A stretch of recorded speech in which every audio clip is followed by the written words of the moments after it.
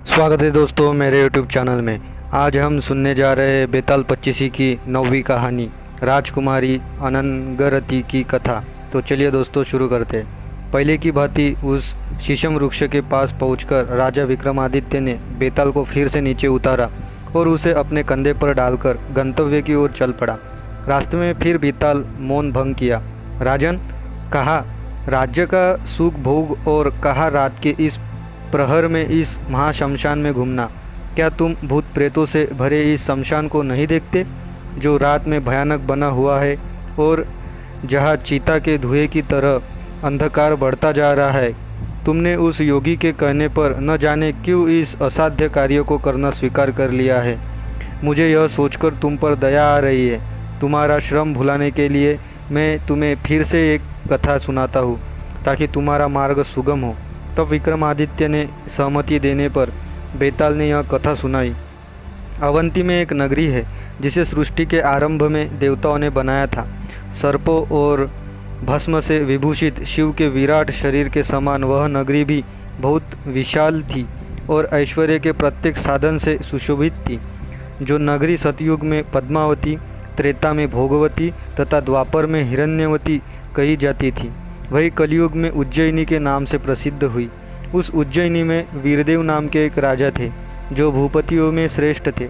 उनकी पटरानी का नाम पद्मरथी था। पुत्र की कामना से उस राजा ने अपनी पत्नी सहित मंदाकिनी के तट पर जाकर तपस्या के द्वारा भगवान महादेव की आराधना की। बहुत दिनों तक तपस्या करने के बाद जब उन्होंने स्नान और अर्चन की विधियाँ पूर्ण कर ली तो भगवान शंकर प्रसन्न हुए और आकाश से उनकी वाणी सुनाई पड़ी। राजन, तुम्हारे कुल में पराक्रमी पुत्र उत्पन्न होगा। अतुलनीय रूपवती एक कन्या भी तुम्हारे घर में जन्म लेगी जो अपनी सुंदरता से अस्पराओं को भी मात करेगी। यह आकाशवाणी सुनकर राजा वीरदेव की कामना पूरी हो गई। वह अपनी पत्नी सहित अपनी नगरी में चला आया। वहाँ पहले से उसे शूरदेव नाम का एक पुत्र पैदा हुआ और फिर उसकी पद्मरती ने एक कन्या को जन्म दिया। अपने सौंदर्य से कामदेव के मन को भी आकर्षण उत्पन्न करने वाली उस कन्या का नाम उसके पिता ने अनंगरती रखा। जब वह कन्या बड़ी हुई तब उसके योग्य पति प्राप्त करने के लिए उसके पिता ने भूमंडल के सभी राजाओं के चित्र मंगवाए। राजाओं को जब उनसे कोई भी अन्य कन्या के योग्य न जान पड़ा तब उसने स्नेह से अपनी पुत्री से कहा, बेटी, मुझे तुम्हारे योग्य कोई वर नहीं मिलता, अतः तुम स्वयंवर द्वारा अपना वर स्वयं ही चुनो।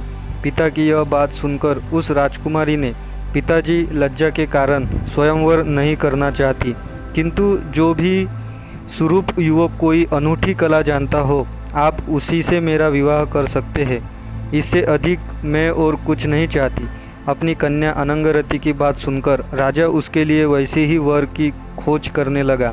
इसी बीच लोगों के मुंह से यह वृत्तांत सुनकर दक्षिण पथ से 4 पुरुष वहां आ पहुँचे जो वीर थे, कलाओं में निपुण थे और भव्य आकृति वाले थे। राजा ने उनका स्वागत सत्कार किया।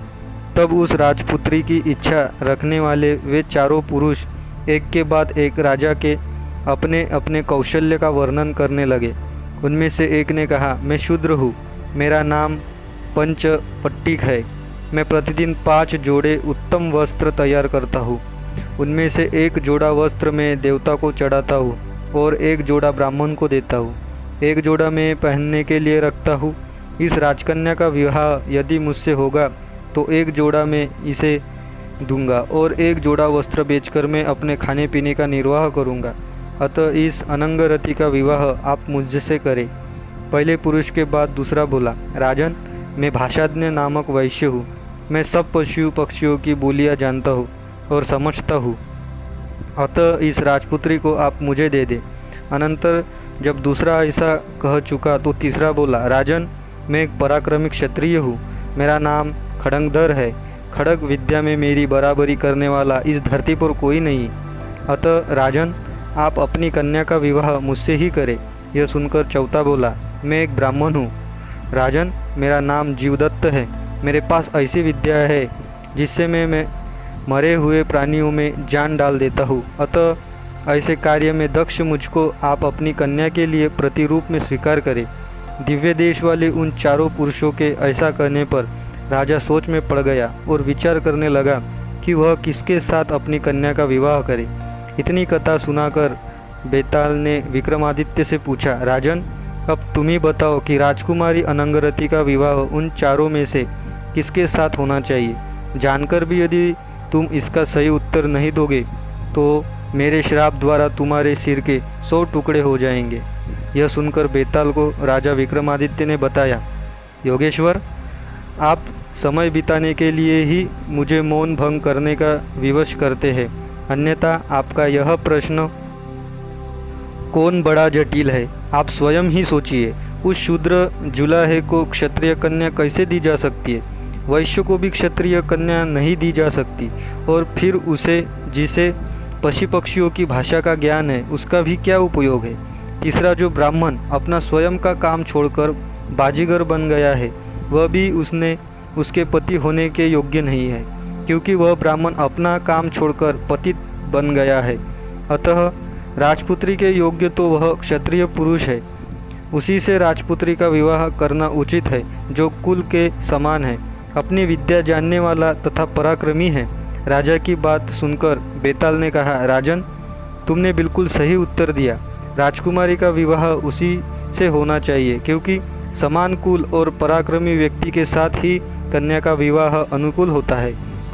पर मेरे प्रश्न का उत्तर देते समय तुम हम दोनों के बीच हुई शर्त को भूल गए, अतः अब मैं चलता हूँ। यह कहकर बेताल राजा के कंधे से उतर गया और पुनः उसी शीशम वृक्ष की ओर उड़ गया जहाँ से विक्रमादित्य से उसे लाए थे। राजा विक्रमादित्य ने भी अपना हौसला न खोया। बेताल के जाते ही वह भी पुनः उसे लाने के लिए उस महाशमशान में उसी वृक्ष की ओर चल पड़ा। दोस्तों, आप सुन रहे बेताल 25 की कहानियाँ। थैंक यू दोस्तों।